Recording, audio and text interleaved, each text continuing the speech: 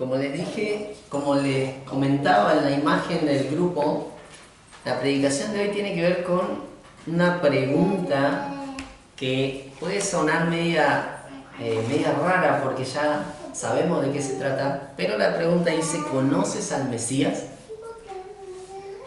Y es importante que en esta tarde profundicemos a través de la palabra en quién es el Mesías. Porque a veces solamente conocemos una parte, conocemos solamente lo poco que sabemos, lo poco que alcanzamos a entender. Hay gente que a lo mejor solamente sabe que el Mesías vino a morir y nada más, pero hay muchísima información que la palabra de Dios nos da, y es importante que nosotros entendamos esa parte, porque si nos falta el complemento que está en la palabra, nuestra vida en el Señor, nuestra fe, nuestro crecimiento muchas veces se va a ver entorpecido porque va a faltar algo. Es como aquel que quiere estudiar para ser un abogado, pero se conforma solamente con desarrollar algunos temas de la abogacía y no se mete del todo. Por ejemplo, para ser abogado, yo sé que he conocido gente que ha estudiado para eso y son como 7 años, 6 a 7 años en los que me han dicho. Y con 1 o 2 años no le va a alcanzar para ser abogado. No puede ejercer la abogacía.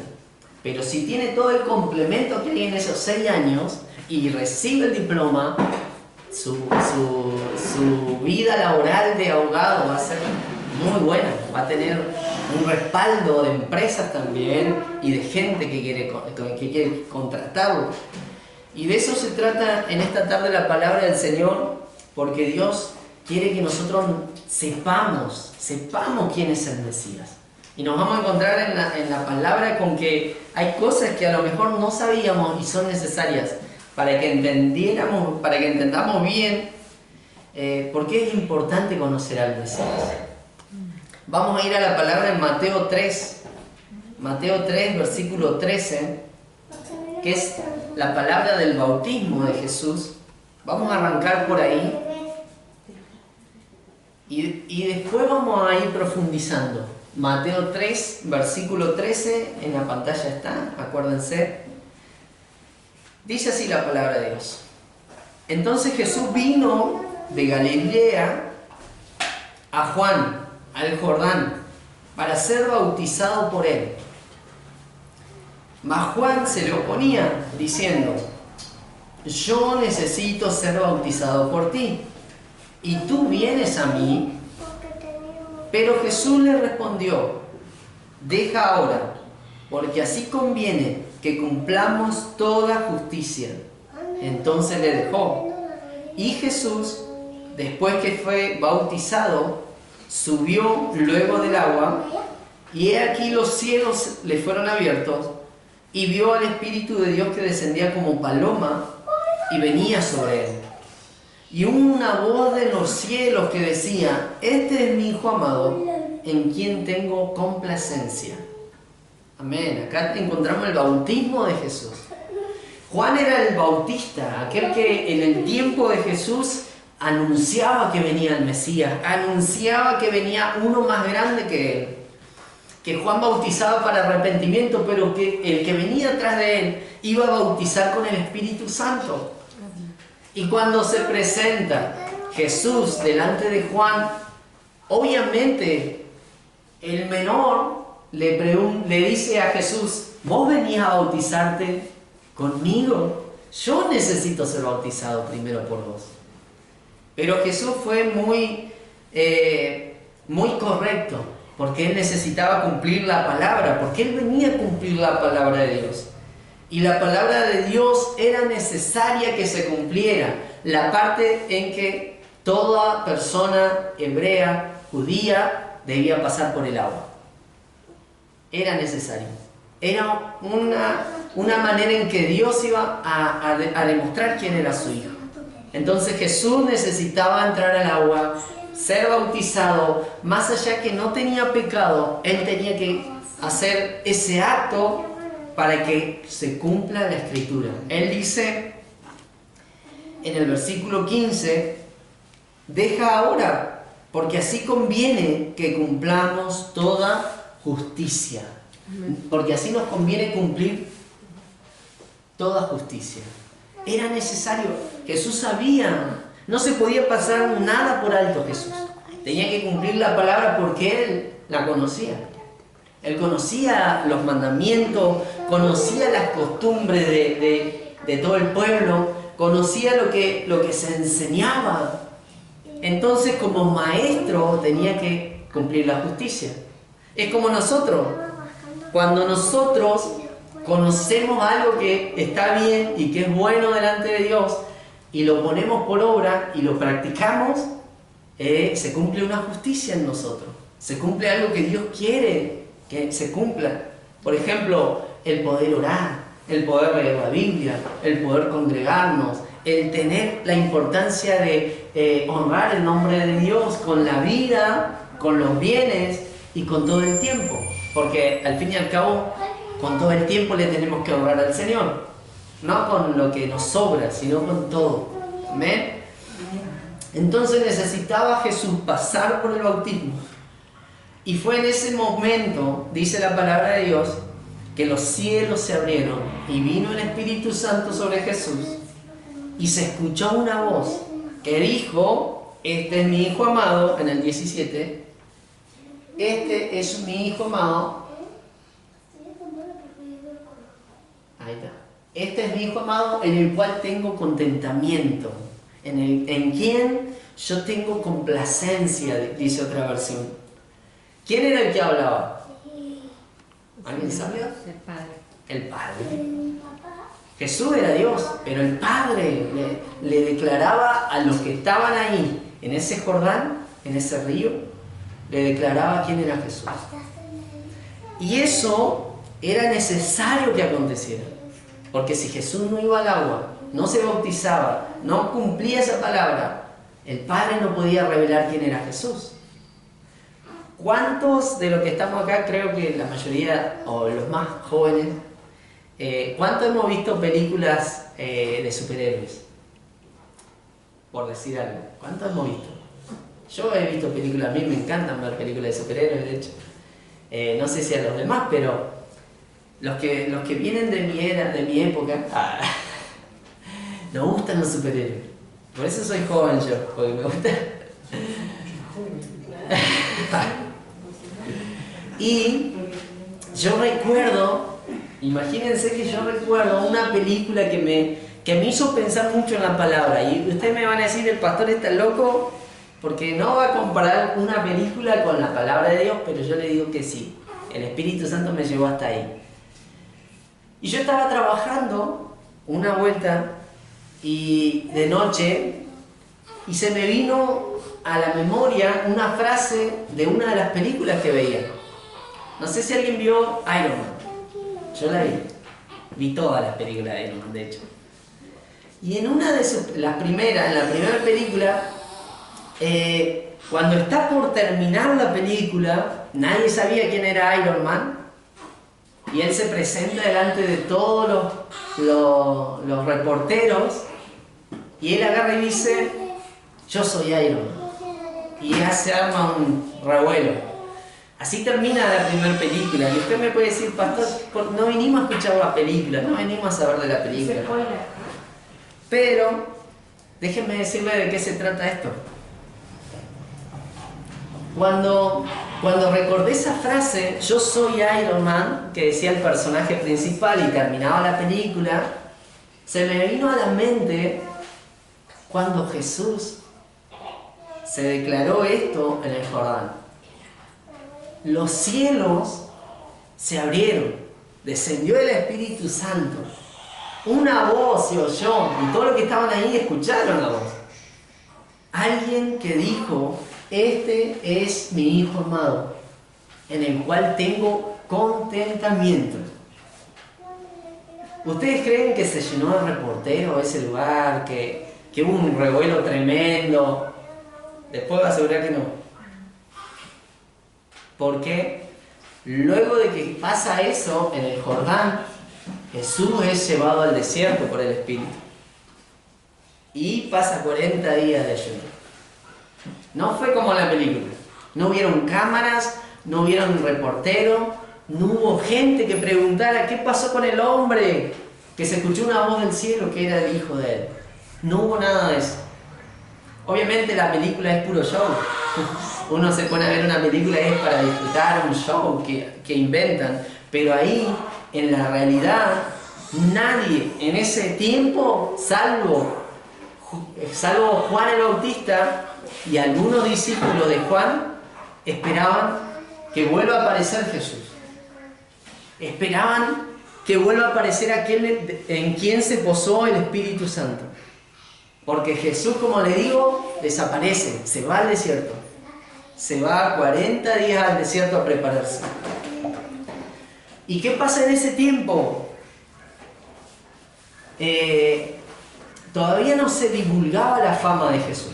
Todavía no hacía milagros. Todavía no comenzaba el ministerio. Cuando Jesús vuelve de esos 40 días, comienza el ministerio. El Espíritu Santo lo probó, el Espíritu Santo trató con él en el desierto y una vez que estaba listo, vení, vamos a comenzar el ministerio, vamos a comenzar con la obra. Entonces, ¿qué hace Jesús? Empieza a hacer milagros, empieza a predicar y a anunciar que el reino de los cielos había venido. Pero ¿qué pasaba? Cada vez que hacía un milagro, le decía al hombre o a la mujer que le hizo el milagro, le decía, no digas nada. Todavía no es tiempo. No digas nada. Si hubiera sido el de la película, llamá, contale a todos que yo te ayudé. Pero no, Jesús era distinto, era diferente. Hacía milagros increíbles y le decía a la gente, no digas nada. Todavía no es el momento. Solamente se había escuchado una sola voz en el cielo que dijo, este es mi hijo, este es mi hijo.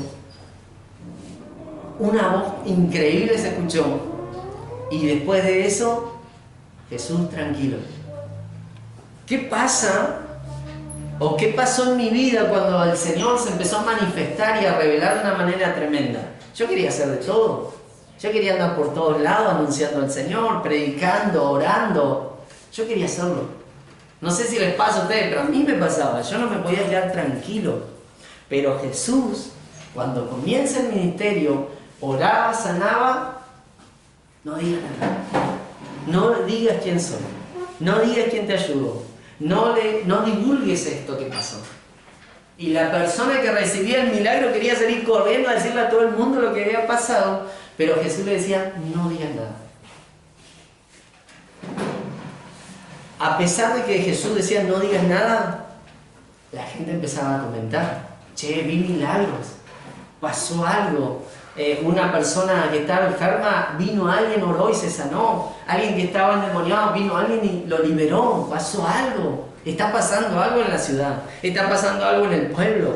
Y se empezó a divulgar la noticia de Jesús. Jesús no podía tapar lo que estaba haciendo el Espíritu Santo. No podía. Pero había mucha gente que conocía la letra de la Torá, que había estudiado muchísimo tiempo de que iba a venir un Mesías, pero no le creían a Jesús. ¿Por qué no le creían? Porque Jesús era distinto. Jesús no dijo, yo soy el Mesías. No lo divulgó así. Jesús calladito empezó a buscar discípulos, a 12, empezó a enseñarles, iba de ciudad en ciudad, anunciando el reino de Dios ha venido, pero le decía a la gente, no digas nada, no digas quién te ayudó. Si a mí me tocara pasar algo así, Señor Jesús, déjame divulgar lo que hiciste conmigo, yo lo quisiera contar a todo el mundo, así me pasaba. Pero si Jesús me dice que no, es difícil callar eso, es difícil tapar que alguien era ciego y ahora veía. Es difícil tapar que alguien era leproso y ahora estaba limpio. Era difícil que nadie se entere. Entonces, ¿qué pasó? Los maestros de la ley, los fariseos y muchos judíos del pueblo no creían en Jesús. No creían que Él era el Mesías. Porque era raro, porque era diferente, porque no había venido como ellos esperaban. ¿Qué esperaban? ¿Qué esperaban ellos? Y esperaban que venga un gran ejército con un rey al frente y que venga a destruir a los romanos, que los venga a liberar de esa opresión que estaban viviendo. Jesús no vino así. De hecho, Jesús les comentaba a los discípulos, a los 12, les comentaba lo que venía a hacer. Y ellos quedaban admirados, no lo podían creer. De hecho, hace poco, en una de las últimas prédicas, yo les comentaba, Jesús tenía que hacer milagros para que sus mismos discípulos creyeran en Él. De la alimentación de los 5.000, de andar sobre el agua. Y los discípulos a través de eso creían más en Jesús. Pero todos tenían dudas. Todos no estaban muy seguros si era el Mesías. Pero Jesús tampoco decía, yo soy el Mesías. Yo soy el que había de venir. Al principio Jesús se quedaba calladito, tranquilo. Era como un maestro más que estaba enseñando. Entonces era re difícil para los judíos creer. De hecho, hoy en día para nosotros es difícil a veces creer en lo que nos dice Dios. Es re difícil a veces. Porque tenemos una manera de creer, porque tenemos una manera de ver las cosas, porque a veces no acatamos bien la orden que nos dan. Como en ese entonces. Es difícil creer que venía el Mesías, a pesar de que hacía milagros, pero que no se anunciaba, como que no lo divulgaba. No había un sonido de trompeta que dijeran, Él es el Mesías. No había show, no había como hoy televisión que salía en todos lados, en el noticiero. Entonces, los maestros de la ley, los fariseos, los escribas, todos los que estaban ahí metidos con los sacerdotes, tenían la Torá, y en la Torá leían que iba a venir un Mesías, un libertador que le iba a liberar de la esclavitud. Hablaba la palabra. Y yo quiero invitarlos a que veamos esa parte, porque es importante que veamos la parte en que habla del Mesías, para que nuestra vida comience a entender mejor las cosas, para que nuestra vida comience a percibir la palabra y lo que Dios nos quiere enseñar desde el punto de vista de Dios, obviamente. Bueno, la pastora está por allá, pero yo los voy a invitar a que busquen el libro de Isaías, el capítulo 9, versículo 6. Va a ser bueno si la pastora lo puede proyectar, porque va a ser más rápido para nosotros. Isaías 9, versículo 6. Isaías 9, versículo 6. La Biblia, la Torá de ese entonces, y todos los maestros de la ley, los fariseos, sabían que el Mesías que iba a venir a la tierra tenía que ser hebreo. Tenía que ser alguien de su mismo pueblo. No podía ser de otra nación, no podía ser de otro lugar. Era alguien de su pueblo. Y vamos a ir a Isaías 9:6, que dice, porque un niño nos es nacido, hijo nos es dado, y el principado sobre su hombro, y llamará su nombre admirable, consejero, Dios fuerte, Padre eterno, príncipe de paz. Amén. Un niño iba a nacer en Israel. Un niño iba a nacer, un hebreo iba a nacer, que se le iba a dar el nombre de admirable, de consejero, de Dios fuerte. Él era el Mesías que esperaban. Alguien que venga a publicar, yo soy el admirable, el consejero, yo soy de quien se habló. Jesús no estaba haciendo eso. Jesús le decía a la gente, tranquila, no digas quién fue, quién te sanó. No digas, no lo divulgues. Pero los maestros de la ley, los fariseos sabían, tiene que ser un hebreo. El Mesías va a ser un hebreo, porque van a nacer ahí. Vamos a seguir. Miqueas 5:2. Miqueas 5:2. Vamos rapidito, Miqueas. podés escribirlo con la Miqueas 5:2. Acá había otra parte más que decía. Bueno, ahí está medio complicada esa versión. Miqueas 5:2 dice, la Reina Valera, pero tú, Belén, Éfrata, o Efrata, no sé cómo se dice, pequeña para estar entre las familias de Judá, de ti saldrá el que será Señor en Israel, y sus salidas son desde el principio, desde los días del siglo. ¿Qué quiere decir? Belén era una ciudad más de Israel, una tribu más. Belén era un lugarcito que era chiquitito, era como en Argentina, no sé, el lugar más chiquito, ¿cuál es? Tucumán, la provincia. La provincia más chiquita es Tucumán. Bueno, allá en Israel, era el estado más chiquito era Belén. Entonces, de Belén, dice, pequeña para ser en los millares, pequeña, era muy chiquita el lugar. De ti me saldrá, ¿quién será Señor en Israel? Entonces, los fariseos sabían, es hebreo, van a ser en Belén, y de ahí, de ese lugar, iban a ser el Mesías. Iba a venir el Mesías. ¿Qué pasó? Jesús, ¿dónde nace? En Belén. Era hebreo. Pero cuando se presenta delante de los fariseos, no le creían. En la fiesta de los tabernáculos. Todavía no nos adelantemos. Bueno. No le creían a Jesús. No le creían, no. ¿Quién va a ser este? Este viene a enseñar cualquier cosa, decían. Este viene a divulgar algo que no es correcto. ¿Cómo va a saber él más que nosotros? Decían los fariseos. Pero vamos a seguir. Este detalle es fundamental. Isaías 7:14. El libro de Isaías 7:14 es una de las revelaciones tan tremendas que traía la palabra y que conocían los fariseos. Dice, por tanto, el mismo Señor les dará una señal. He aquí que la Virgen concebirá y parirá hijo y llamará su nombre Emmanuel. Una virgen tenía que dar a luz un hijo. No es posible que una virgen dé a luz un hijo. Todos sabemos que una mujer que está con una persona unida en relación ya deja de ser virgen. Pero acá se iba a cumplir esta señal tan tremenda porque María, la mamá de Jesús, queda embarazada. No por voluntad de hombre, sino por la voluntad del Espíritu. Y eso es tremenda señal para que crean.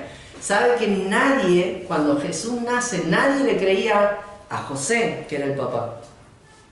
Nadie le creía. Y José entendió que había un plan de Dios y aceptó hacerse cargo de Jesús. Porque José era la pareja de María. Era su prometido, todavía no se casaban. Solamente cuando se casaran iban a poder estar juntos. Así siempre fue. Pero cuando queda embarazada María, por obra del Espíritu Santo, José se entera la noticia y no se fue, no se bajó, como decimos hoy en día. José dice, entiendo el propósito que hay ahí y me voy a hacer cargo. Después que nace Jesús, José con María tienen más hijos. Y ahí sí hubo relación. Pero esta señal era tremenda. ¿Y saben cómo se burlaban de José en ese entonces? Se burlaban de Jesús también. Porque José no era su papá. Pero para él sí lo era. Jesús sabía que José era su papá. En la tierra. Porque había un Padre Celestial. Que lo había enviado en una misión. Y esa señal no fue suficiente para que los fariseos dijeran, che, me parece que este es el Mesías. Creo que es este porque su mamá era virgen. Pero aún así estaban cegados. No querían creer, no podían ellos dar el brazo a torcer. No, no puede ser Jesús. Nació en Belén, no puede ser. Y la palabra decía que iba a nacer en Belén. Iba a salir de una virgen. Vamos a seguir. Deuteronomio 18, 18.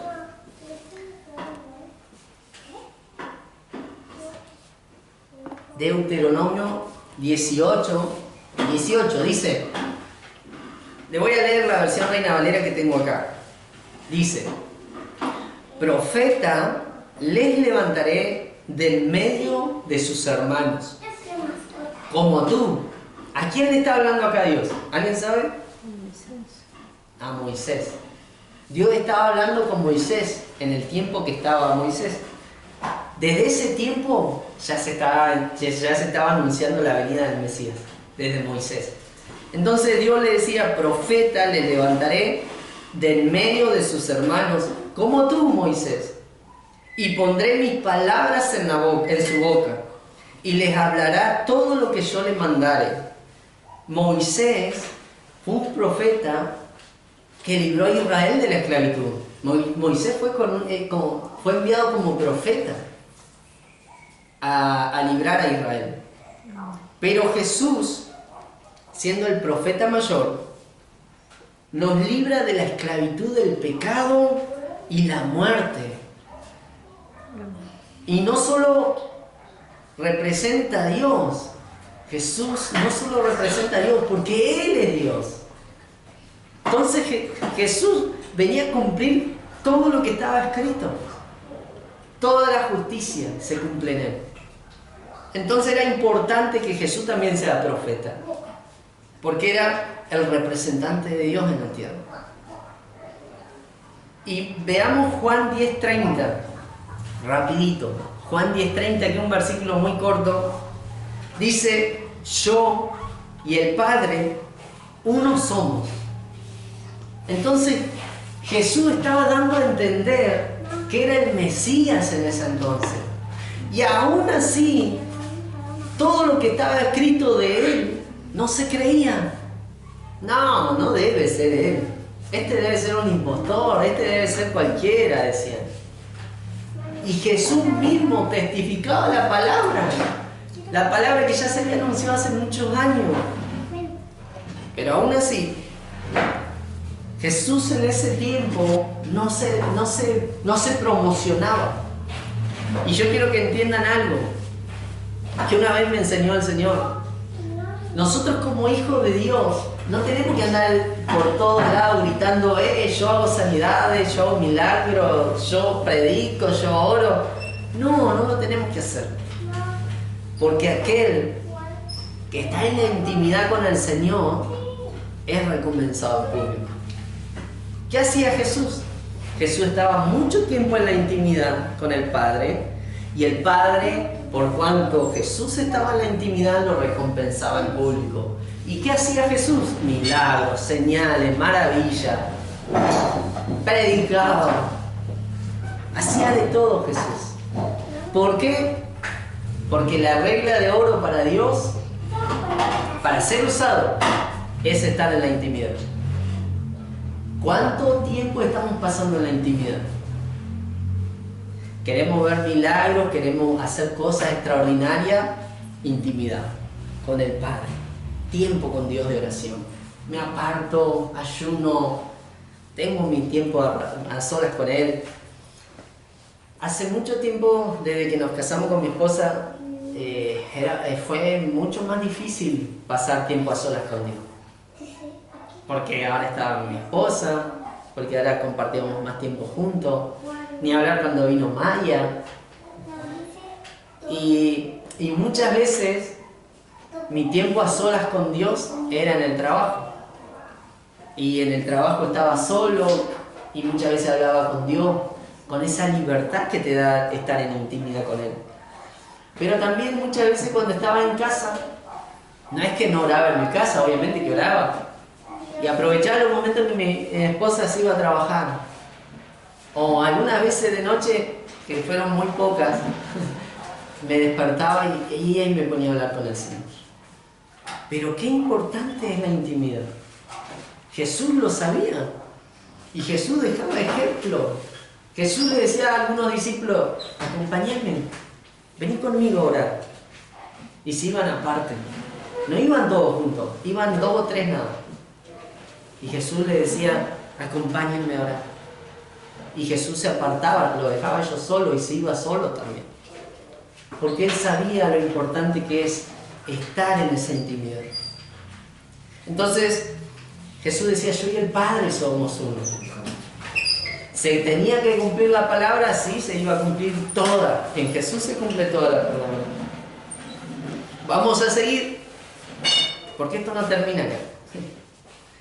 La palabra es algo similar a un estudio, así que tranquilo, no se me apuren. Vamos a ir al Salmo 110, versículo 4. Salmo 110. Esto es algo tremendo también. Salmo 110, versículo 4. Porque Jesús, o el Mesías mejor dicho, el Mesías esperado, tenía que ser un sacerdote. El Mesías que esperaba el pueblo tenía que ser sacerdote. Y saben que los sacerdotes solamente eran de la tribu de Leví, los levitas. Y para el tiempo en el que estaban, ya no había. Los levitas ya no estaban en el sacerdocio. Para el tiempo de Jesús no estaban. Estaban los fariseos, los sacerdotes que vivían en el templo, pero ya no eran levitas. Pero el Mesías esperado tenía que ser sacerdote. Y David en el Salmo 110 dice, juró Jehová y no se arrepentirá. Tú eres sacerdote para siempre según el orden de Melquisedec. Y acá nos vamos a otro punto aparte. Porque Melquisedec era un rey y no era un levita. Melquisedec fue un rey, un gran rey en el tiempo de Abraham. En el tiempo que todavía no había las 12 tribus. En el tiempo que todavía no estaba Israel. Entonces Melquisedec apareció de la nada siendo un sacerdote de Dios. Y se encontró con Abraham. Y lo más increíble es que Melquisedec significa rey de justicia. Pero también a la vez se le llamaba rey de Salem, que eso significa rey de paz. Tal y como se lo describe a Jesús, como el rey de justicia y el rey de paz. La palabra está llena de promesas, está llena de profecías que en Jesús se estaban cumpliendo. Se esperaba que el Mesías sea el rey de justicia. Entonces, juró Jehová y no se arrepentirá que su Mesías iba a ser sacerdote, pero del orden de Melquisedec. Qué tremendo. Yo no sé si ustedes entienden. Tal vez no alcanzan a comprender lo que uno entiende por esto. Pero en ese tiempo que aparece Melquisedec, aparece de la nada representando a Jesús y se encuentra con Abraham. Y no existían las tribus, y no existían los sacerdotes, y no existían los levitas. Pero él vino a demostrar quién era. Venía como el Mesías en ese entonces. Vamos a ir a Hebreos 6, 19 y 20. Hebreos 6. Hebreos 6, 19 y 20. 6, 19 y 20. Dice, la cual tenemos como segura y firme ancla del alma y que entra hasta dentro del velo. El 20. Donde entró por nosotros como precursor Jesús, hecho pontífice, bueno, acá sería hecho sumo sacerdote, eternamente, según el orden, bueno, de Melquisedec dice. Quiere decir, tenemos como lo más firme y seguro que Jesús, siendo el sacerdote esperado, el Mesías esperado, entró dentro del velo y entró por nosotros como sumo sacerdote. En otras palabras, Jesús es el sacerdote celestial por excelencia que ofrece un solo sacrificio para quitar el pecado eternamente y permanentemente. En ese tiempo de sacerdotes, todo el tiempo tenían que presentar un cordero para el pecado de todo el pueblo. Pero Jesús, siendo el sacerdote celestial, siendo el sumo sacerdote de la orden de Melquisedec, hace un solo sacrificio, y ese solo sacrificio es suficiente. No necesitamos más para limpiarnos del pecado nosotros y todo el mundo. Un solo sacrificio y nada más. Entonces Jesús es nuestra ancla. Jesús es nuestra ancla porque a través de Él nosotros podemos ser libres. A través de Él nosotros podemos salir de esa esclavitud del pecado. Solamente a través de Él. ¿Y qué pasaba? Los fariseos no le creían. Y en todo tiempo los fariseos buscaban que Jesús se equivocara. En todo tiempo los fariseos buscaban que Jesús se enredara con su enseñanza, pero Jesús no estaba inventando las enseñanzas. Jesús estaba cumpliendo la palabra. Jesús estaba caminando, siendo Dios entre los hombres, cumpliendo la palabra que tanto le costó al pueblo de Israel cumplir. Vamos a ir a una de las últimas profecías que hay de Jesús. No es que estas son todas, sino que las que yo saqué. Isaías 11, versículo 1 al 5. Isaías 11, del 1 al 5. Y dice: saldrá una vara del tronco de Isaí y un vástago retoñará de sus raíces. El 2. Y reposará sobre él el espíritu de Jehová, espíritu de sabiduría y de inteligencia, espíritu de consejo y de fortaleza, espíritu de conocimiento y de temor de Jehová. 3. Y le hará entender diligentemente en el temor de Jehová. No juzgará según la vista de sus ojos, ni arguirá por lo que oyeren sus oídos. 4. Sino que juzgará con justicia a los pobres y arguirá con equidad por los mansos de la tierra. Y herirá la tierra con la vara de su boca y con el espíritu de sus labios matará al impío. El 5. Y será la justicia cinto de sus lomos y la fidelidad ceñidor de sus riñones. Y acá dice cintura, ceñidor de su cintura. La justicia, la fidelidad, Él iba a regir con vara de hierro. Él iba a juzgar. Él viene a eso, el Mesías viene a eso. Pero viene como rey. Todo el pueblo de Israel esperaba al rey que iba a venir por esta profecía de Isaías. Todo el pueblo estaba esperando que el vástago de Isaí naciera para ser rey. Y cuando llega Jesús, obviamente cumple todo lo que dice la profecía. No le creían. A Jesús no lo podían encontrar haciendo cosas indebidas. Los maestros de la ley buscaban a ver en qué se puede equivocar. Inventemos algo para que se equivoque. Y no lo podían agarrar. Porque Jesús, primero, que conocía los corazones, y segundo, Él era lo más justo que había en la tierra. Era lo más perfecto que había en la tierra y no lo iban a poder hacer una trampa. Él era el rey prometido. Él era el Mesías esperado. Pero no lo conocían. Conocían la Torá, los maestros, Lo conocían. El pueblo de Israel también conocía la Torá, porque siempre se le leyó la Torá. Sabían que venía el Mesías, pero no lo veían en Jesús. Es como decir en este tiempo, no, a ese muchacho peladito que viene a Manzano no creo que sea pastor, no debe ser pastor. Es algo así. Sí, me ungieron como pastor, ¿qué le vamos a hacer? Dios quiso que sea pastor. Y tal vez alguien diga, no, ¿qué va a ser pastor? Mirá la pinta que tiene. Mirá cómo se peina. Bueno, ahora ya no me peino, pero antes me peinaba barba.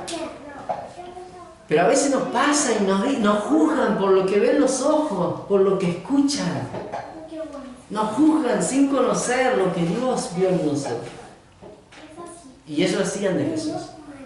No veían al rey, el rey que esperaban que venga con la corona en la cabeza. Y Jesús no vino con una corona en la cabeza. ¿Cuándo tiene la corona Jesús? ¿Alguien sabe? Como burla le ponen una corona de espinas.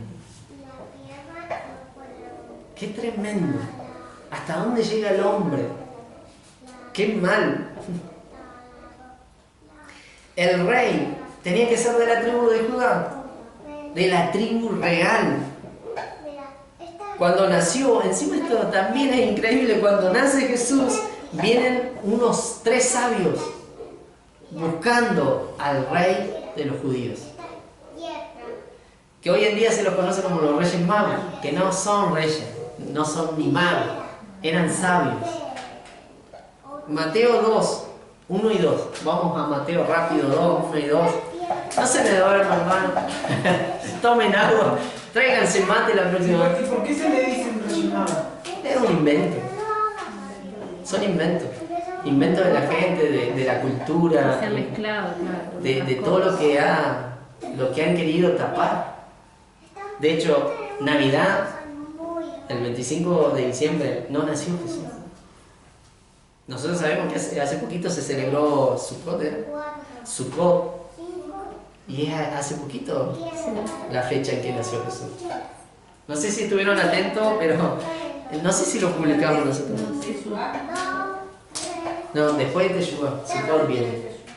La última fiesta es Sukkot, que es la fiesta de los tabernáculos. La fiesta de los tabernáculos, ahí nace Jesús, que fue hace poquito. Mateo 2, 1. Jesús nació en Belén, de Judea, durante el reinado de Herodes. Por ese tiempo, algunos sabios de países del oriente, mirá de dónde, vinieron de otro país, buscando, llegaron a Jerusalén y preguntaron: ¿dónde está el rey de los judíos que acaba de nacer? Ya sabían, Dios le reveló a gente sabia estas cosas. ¿Eh? No sé por qué le metieron que eran magos, pero eran sabios. Y ellos se les reveló. El Espíritu Santo trajo esa revelación de gente de afuera para que venga ¿qué? A buscar al rey que iba a nacer. Dice, vimos su estrella mientras salía y hemos venido a adorarlo. Venían a rendirle honra a Jesús. Pero ni así le creyeron. Y nosotros a veces no le creemos a Jesús. Necesitamos conocer esta parte de la historia, de la profecía del Mesías, para que muchas veces empiece en nosotros a caerse los velos del engaño, de la mentira, para que en nosotros empiece a sacar la cultura que traemos. Que vivimos de tiempo en tiempo celebrando culturas paganas, cosas que no son de Dios. La palabra de hoy es más que nada por eso. Dios me decía,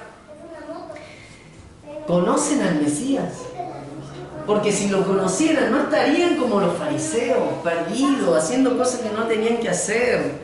Estarían preocupados, estarían atentos, vigilando. Estarían sacando de sus vidas cosas que no son agradables, haciendo mi voluntad, me decía el Señor.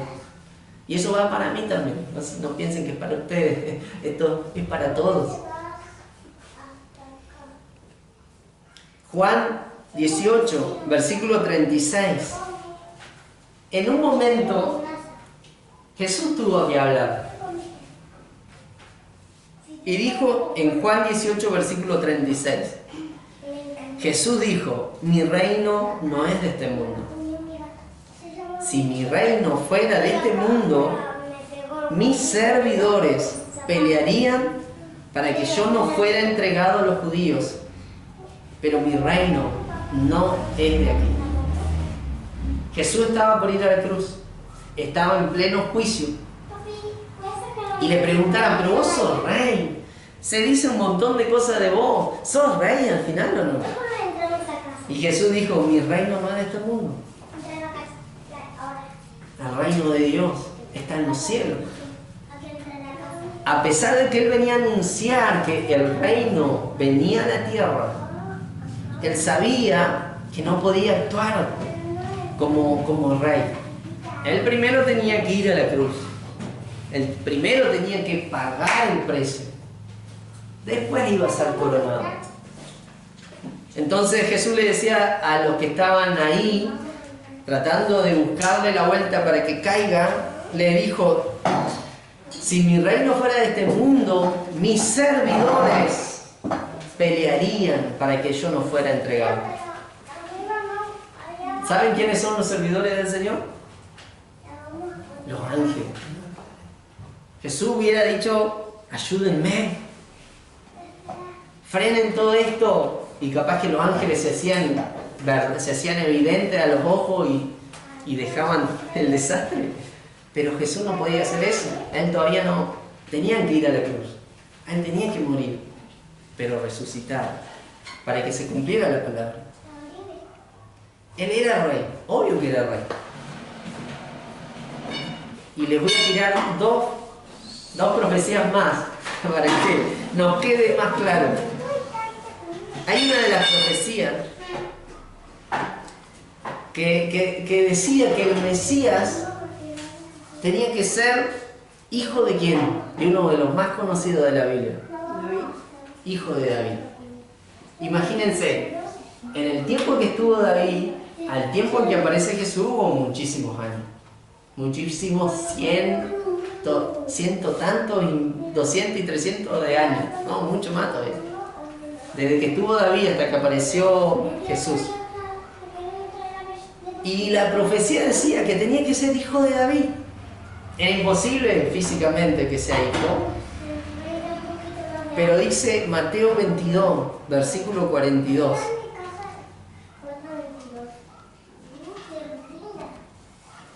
Mateo 22, versículo 42. Jesús dice, ¿qué piensan del Mesías? ¿De quién es hijo? Ellos contestaron, es hijo de David. Ya sabían la Torá, sabían que el Mesías iba a ser hijo de David. Pero ¿cómo lograba ser Jesús hijo de David si David ya no estaba? Hacía centenares de años que ya no estaba. ¿Cómo hacía? Por el linaje. Por el linaje. Entonces, ¿cuán importante tiene que ser para nosotros la herencia? Lo que le heredamos a los hijos. La palabra, como decía la pastora, que Dios le dijo a Abraham, no solamente se cumplió en Abraham, sino que se cumplió en sus generaciones siguientes. De hecho,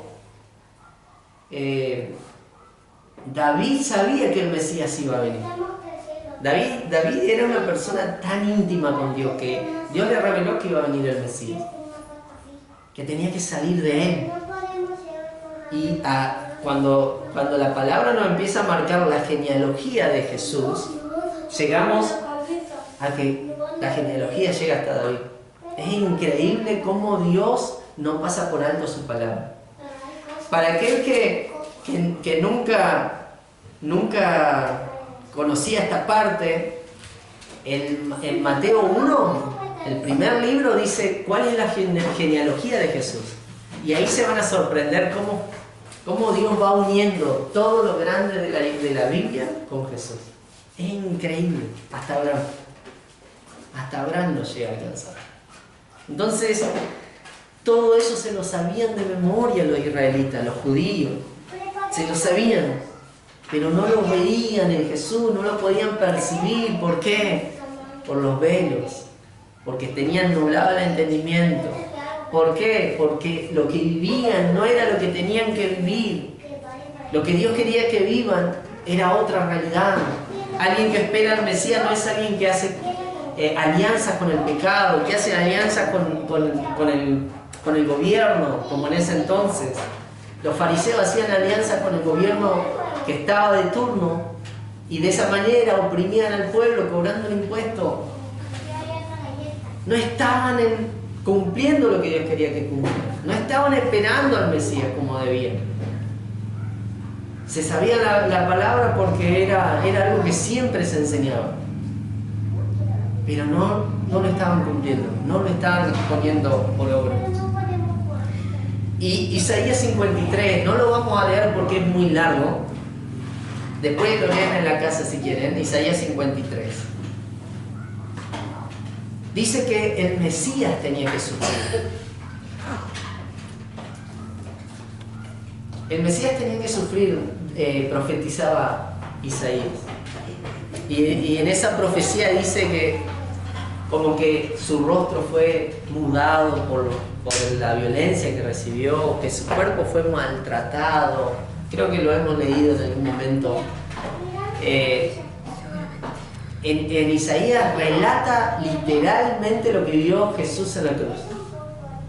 Imagínense, Isaías lo profetiza hacía tiempo y se cumplía en Jesús de la misma manera. Después, Mateo 27, versículo 57 al 60 dice que Jesús tenía que morir entre ladrones. Era increíble todo lo que tenía que vivir el Rey de Reyes y Señor de Señores.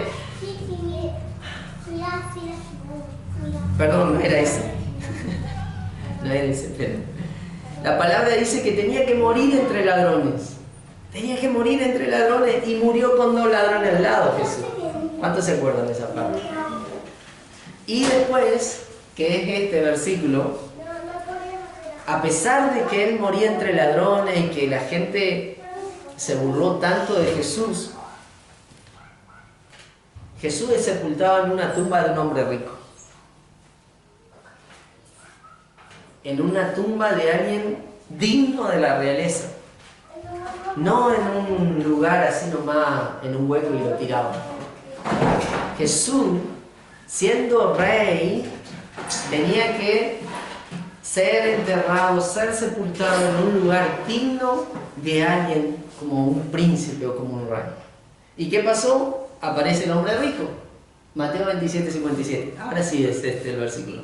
Dice, al acercarse la noche, José, una persona de ese tiempo, un hombre rico de Arimatea, que se había convertido en seguidor de Jesús, fue a ver a Pilato y le pidió el cuerpo de Jesús, después de la muerte en la cruz.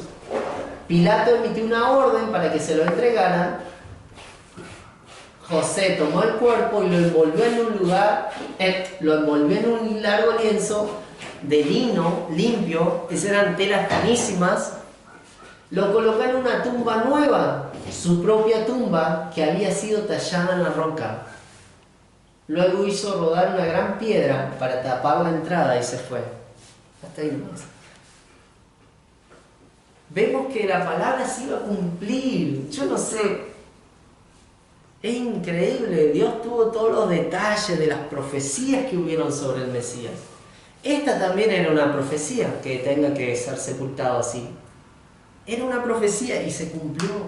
Apareció José, un tal José de Arimatea, que era una persona adinerada, y pidió el cuerpo. Nadie le dijo que lo haga, pero él sintió de parte de Dios que tenía que ir a pedir el cuerpo de Jesús, porque él se había encontrado con Jesús.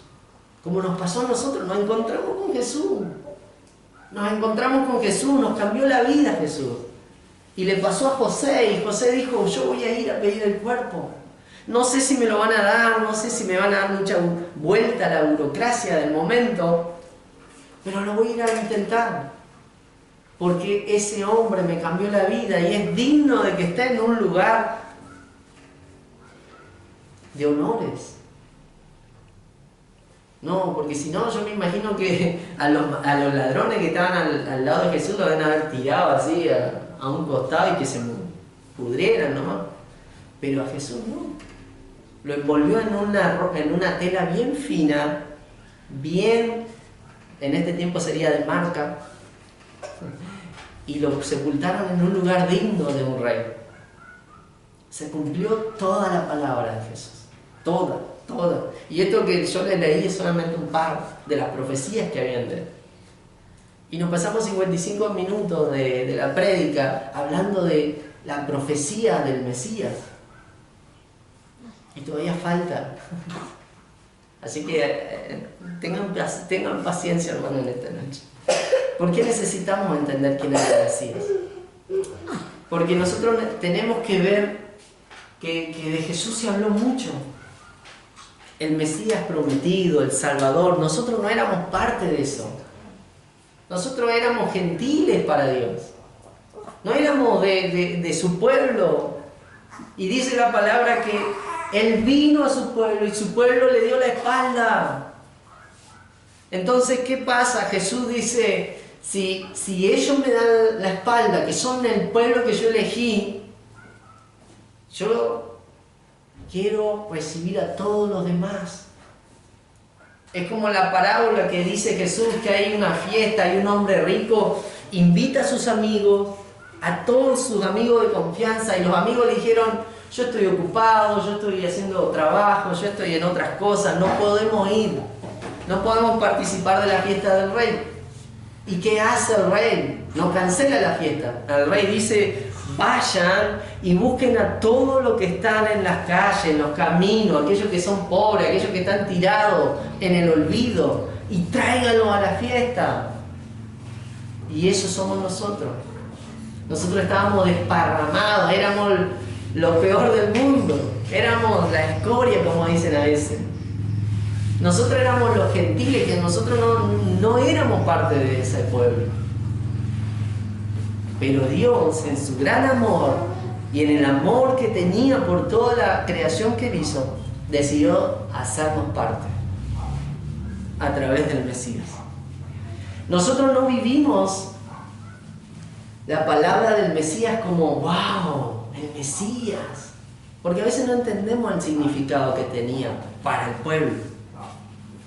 Nosotros lo recibimos de otra manera. Jesús me cambió la vida, de verdad me cambió la vida. Pero ni siquiera indago, ni siquiera voy más allá a ver qué dice de Jesús acá. Y vemos, en todo lo que le leí, vemos que de Jesús se habló un montón. Mejor dicho, del Mesías. Se habló un montón, hubieron muchas profecías y todas se cumplieron. Todas. Y por último, yo les quiero invitar a Juan 4. Y no lo vamos a leer todo literal, yo se lo voy a resumir. Juan 4, versículo 1 al 26. No lo vamos a leer completo, pero yo le voy a leer la versión que tengo, que es la mujer samaritana. Y dice la palabra que Jesús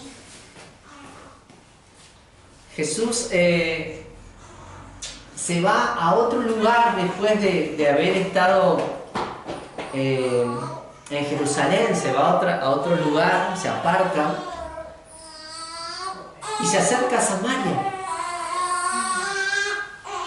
Y los samaritanos no tenían buena relación con los judíos. Los samaritanos estaban enemistados con los judíos. Y Jesús todavía no divulgaba su fama. Entonces se acerca a un lugar, a una tierra, Jesús, para tomar agua, porque había un pozo de agua. Y dice Jesús que se sienta ahí, en pleno día de sol como hoy, a todo rayo de sol se sienta esperando que le den agua, a la hora 2 de la tarde más o menos. Imagínense el calor, en pleno desierto. Y llega una mujer, que era samaritana. Y dice la Biblia que esta mujer llega a buscar agua porque era la única manera que podían llevar agua hasta su casa, yendo al pozo, que el pozo estaba en un lugar alto. Entonces dice la palabra que cuando se acerca, Jesús agarra y le dice, ¿me das agua? Y la mujer samaritana como que no quiso escucharlo.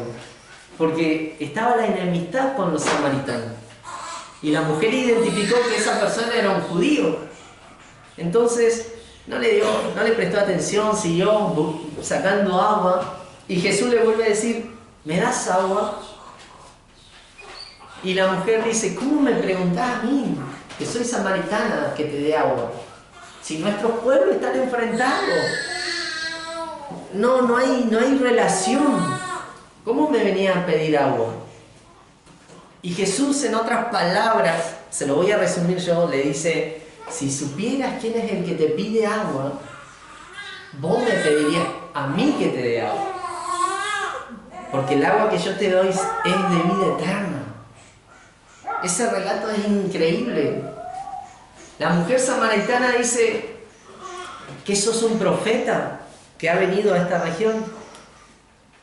Y Jesús le dice, ¿por qué no llamás a tu esposo y te comento? Y ahí encontramos que esta mujer queda expuesta porque Jesús le dijo que venga con el esposo, así le hablaba. Y la mujer había tenido 5 esposos. Entonces Jesús le dice, yo sé que con el hombre que estás ahora no es tu verdadero esposo. Y la mujer quedó expuesta. Estaba cometiendo adulterio. Estaba cometiendo fornicación.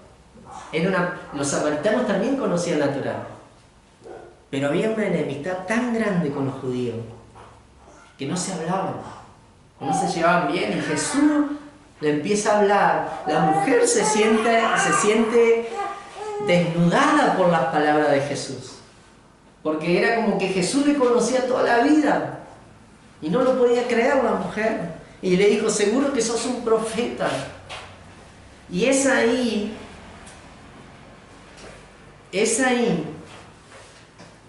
donde se pronuncia la escena que yo me imaginaba en la película que les conté al principio, de Iron Man, que el protagonista dice, yo soy Iron Man, y todo el mundo sacando fotos. Es ahí donde Jesús dice, yo soy el Cristo. La primera vez que Jesús menciona quién era. Como le dije al principio, a todos los demás Jesús le decía, no digas quién te sanó, no digas quién te hizo el milagro, no divulgues lo que pasó. Pero en este momento, con la mujer samaritana, Jesús dice, ¿quién era? Y yo se lo voy a relatar porque dice la mujer samaritana, parece que sos profeta por todo lo que conoces de mí. Y Jesús le dice, si conocía del Mesías. Y la mujer le dice, yo sé que ha de venir un Mesías, llamado el Cristo, le dice la mujer. Cuando Él venga, nos declarará todas las cosas, le dijo la mujer. Y Jesús agarra y le dice, yo soy el que habla contigo, el Mesías. Y ahí, automáticamente, es la primera vez que Jesús menciona quién es. Y yo me imagino la reacción de la mujer. Me encontré con un extraño, un judío, estamos enemistados, él me habla todo lo que he hecho en estos años y me menciona que es el Mesías. La mujer samaritana sale corriendo a buscar a toda la gente para que vayan a conocer al Mesías. Porque Jesús agarró y le dijo, yo soy, estás hablando conmigo, yo soy el Mesías. Entonces la mujer samaritana va a Samaria, anuncia que se encontró con el Mesías y todos vienen a Jesús. Esto es increíble, ¿por qué? Porque Jesús nos revela su identidad en Judá, en Israel, no revela su identidad ahí. La revela en Samaria, un lugar que estaba enemistado con el pueblo. ¿Para qué hace esto? Para traer esa unidad, para traer ese amor que sobrepasa todo obstáculo. Ese amor inigualable que tiene Jesús o Dios, que sobrepasa nuestros pecados, sobrepasa nuestros errores. Comienza a demostrarlo ahí. Y en ese lugar, en Samaria, Jesús dice, yo soy el Mesías. Nadie lo esperaba. No habían, como les dije, cámaras, no había reportero, solamente estaban los discípulos con Jesús. Y yo me imagino a los discípulos celebrando porque Jesús dijo que era el Mesías, lo acaba de anunciar. Ahora van a comenzar cosas mucho más grandes todavía. Porque si en todo lo que había hecho Jesús había sido algo tremendo, sin mencionar quién era, ahora que avisaba que era el Mesías y que el Mesías estaba en esa región, la gente se iba a volver loca. Loca en el sentido de que iba a querer correr al Mesías. Era necesario que todo aconteciera de esta manera. ¿Para qué? Para romper con la ignorancia de muchos. Para romper con la idea de los fariseos que creían que ellos se las sabían todas. Y para demostrar una gran verdad que dice la palabra. Que de los sabios, que de los entendidos, Dios esconde estas cosas para revelárselas a los más pequeños. Nosotros no somos sabios ni entendidos, pero somos los más pequeños para Dios. Y Dios decide revelarnos esta verdad. Y en esta noche yo le digo, hermano, es necesario que entendamos, que conozcamos quién es el Mesías. Porque entendiendo quién es el Mesías, voy a entender, tengo que cambiar lo que estoy haciendo. Me tengo que dar cuenta de que tengo que cambiar muchas cosas. La samaritana le dijo a todo el pueblo que estaba dividido de Judea y se unieron, empezaron a estar más cerca. Rompió con toda esa indiferencia, rompió con todos los velos que había, rompió con toda la maldad que había en ese tiempo. Cambió un montón de cosas que creían los fariseos que hacían bien, Jesús las cambió. Jesús les mostró que no estaban bien.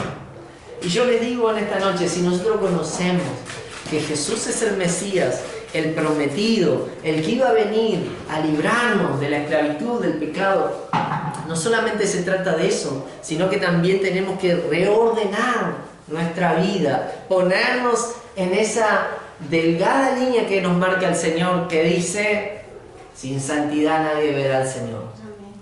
Que dice, necesito que los que me adoren lo hagan en espíritu y en verdad. Es el tiempo de que se levante esa generación. Y no es solamente venir y cantar, es venir y hacerlo con el entendimiento de saber quién es Él. De saber que le debo la vida por todo lo que Él hizo por mí.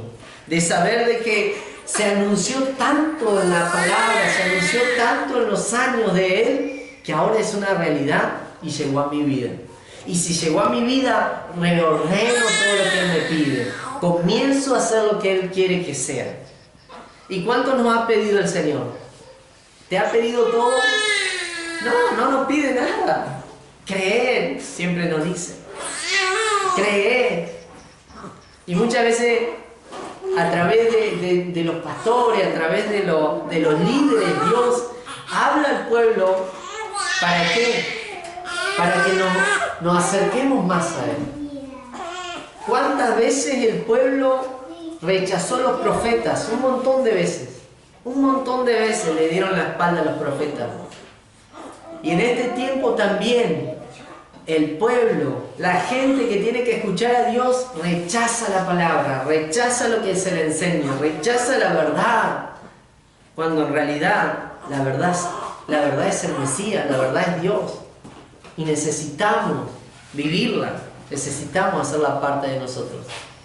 En esta noche, hermano, para no hacerla tan larga, necesitamos salir de lo que nosotros creíamos que era Dios y empezar a caminar en lo que sí es Dios. ¿Qué es Dios? Es ese ser que me miró a mí siendo nada, pero quiere que esté allá arriba. Dios no quiere que me quede acá en el pecado, en la suciedad, en lo mismo de siempre. Dios quiere que esté allá arriba. Es así como nosotros tenemos que vivir la vida en el Señor. Jesús saca 12 discípulos para que ellos anden como Él anduvo, no como ellos creían que tenían que andar. Todo el mundo esperaba al rey con corona, de a caballo, con ejército, y Jesús vino a traer una enseñanza totalmente diferente. ¿Qué está esperando vos de una iglesia? ¿Qué está esperando vos de Dios? Ahora, ¿qué espera Dios de vos? Es la otra pregunta. Porque si no conocemos al Mesías, no vamos a saber lo que Él espera de nosotros. ¿Qué espera de nosotros el Señor? Que cambiemos nuestra conducta, que nos ordenemos, que de una vez por todas empecemos a cerrar las puertas que nos conectan al pecado, que nos conectan a la idolatría, que nos conectan a lo malo de este mundo. Y aunque a veces duele cerrar puertas, Dios lo hace para que en sus propósitos las cosas comiencen a funcionar. Que a nosotros nos digan, por ejemplo, van a ser pastores. Cuando nosotros fuimos pastores implicaba muchas cosas. Primero, tenés una responsabilidad que no te vas a sacar de encima. Tenés la mirada de gente que va a estar esperando que caigas, que te equivoques. Tenés el peso de las almas. Pero eso no es nada, porque ser hijo de Dios te da la misma carga. Ser hijo, ser alguien que se encontró con Jesús te da la misma carga.